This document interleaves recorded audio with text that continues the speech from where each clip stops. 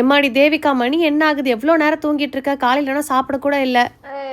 ஏன் லைட்லாம் போடுறீங்க? மணி ஆயிடுச்சு, எழுந்துருமா. ஒரு 10 மினிட்ஸ்ல வந்துடுறேன் அத்தை. 12 மணி ஆயிடுச்சு. ஆல்ரெடி மதியம் தான் அத்தை உன்னை எழுப்புறேன். எழுந்துருமா. 12 மணி ஆயிடுச்சா?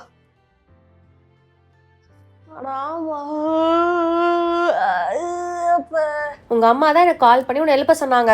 என்ன எங்க அம்மா 3 வாட்டி கால் பண்ணிருக்காங்க, பானுவும் கால் பண்ணிருக்கா. காலங்காத்தால ஏன் இவ்வளவு பேர் எனக்கு கால் பண்றாங்க? ச்சே பிஸி ஃபெலோ நானு. என்ன தூக்கம். போயிட்டு பிரஷ் பண்ணி திரும்ப படுத்துறாத. வரேன் அத்தை.